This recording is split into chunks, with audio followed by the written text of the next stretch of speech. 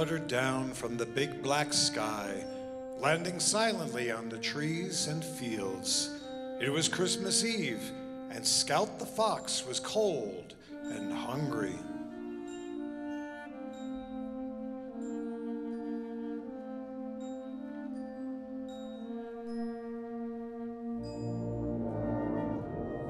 Scout had hunted for hours, making her way closer and closer to town, searching for food until she found herself at a place, a magical place called Pearl Street.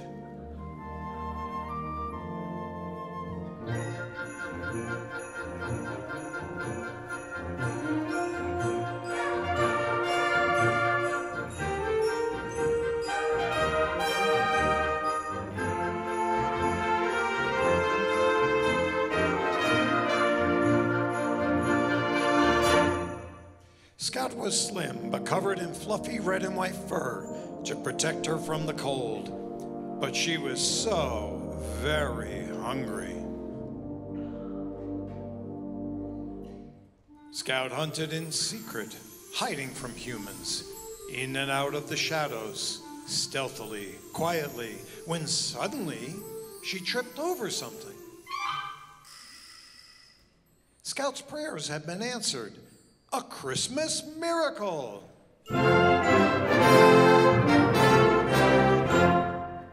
She had stumbled upon a meal in the form of a little mouse. Oh my goodness, said a tiny voice. Two sparkling little eyes looked up at Scout. Scout smacked her lips, ready to eat. The little mouse gazed up and said in a dreamy voice, "Wow, you're beautiful. Your eyes are like pools of amber, and your tail is the color of leaves on a vibrant fall day."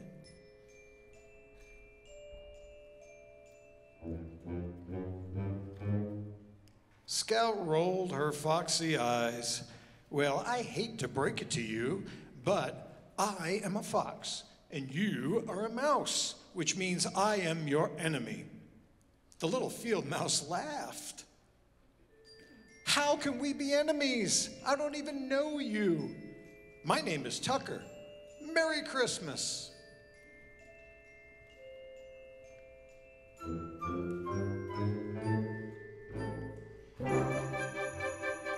Scout sighed and released Tucker from under her paw. Tucker brushed himself off. He was wearing a tiny tuxedo and carried a small black suitcase.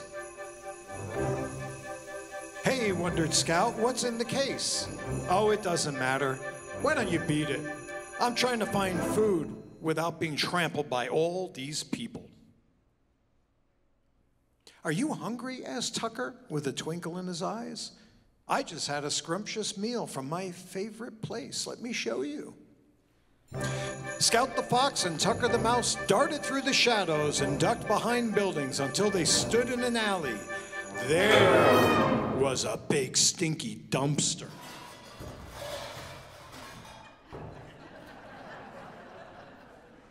What did I tell you? Said Tucker.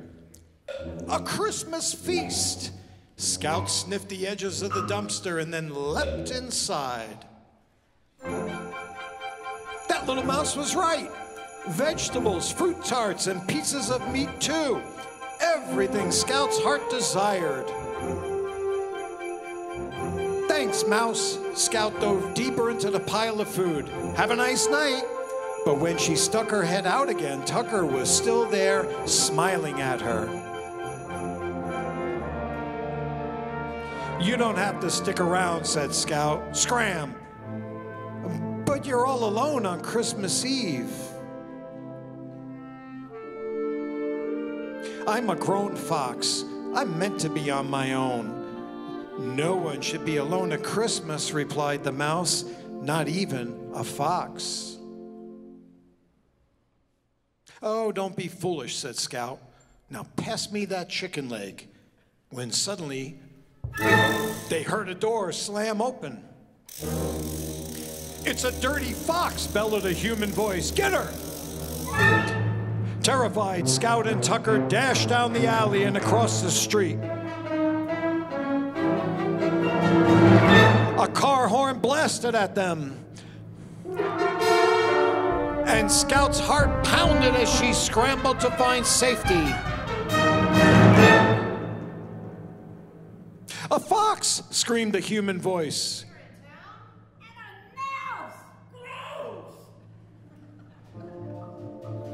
Scout raced back into the street to escape the humans.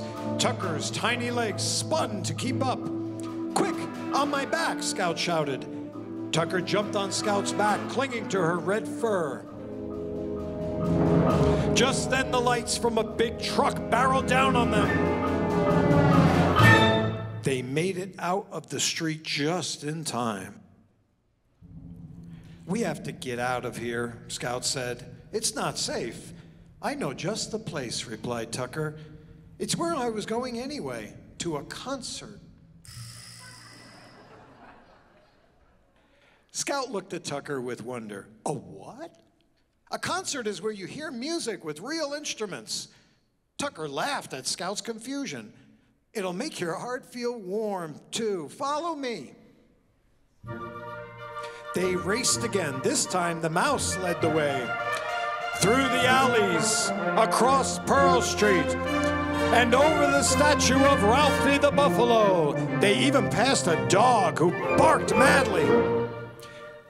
"Are we there yet?" Scout called. "Almost there," Tucker called cheerfully, with his little black suitcase in hand. Soon Scout could hear music, softly at first, but growing louder.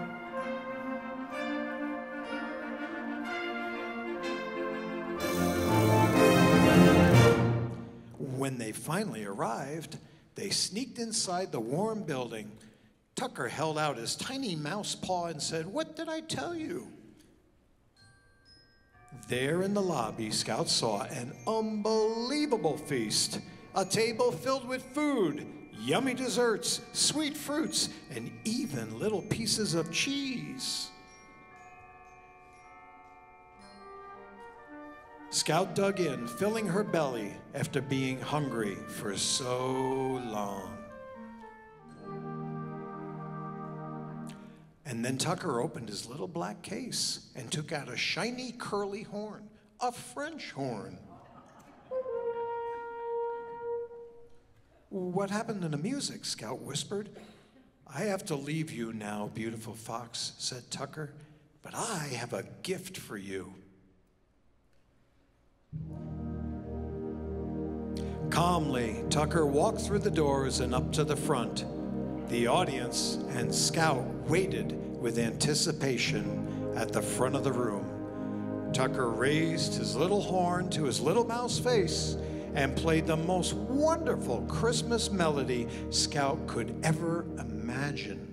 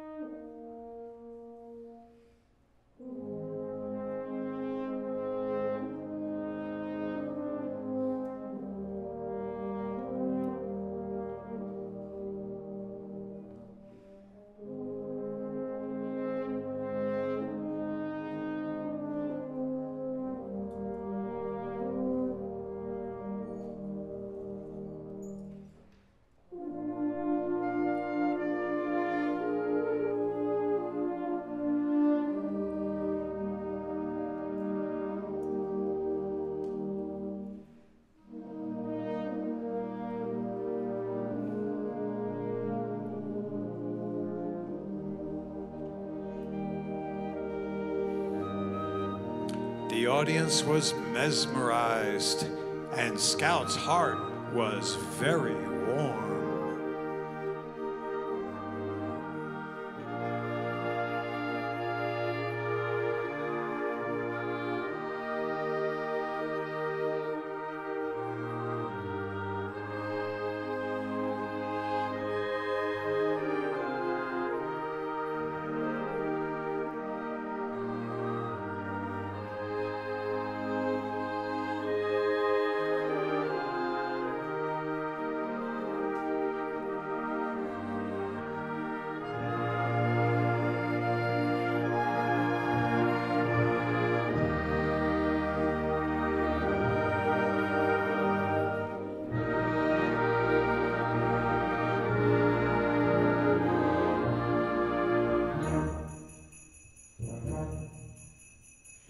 That was beautiful, Mouse, Scout said at the end.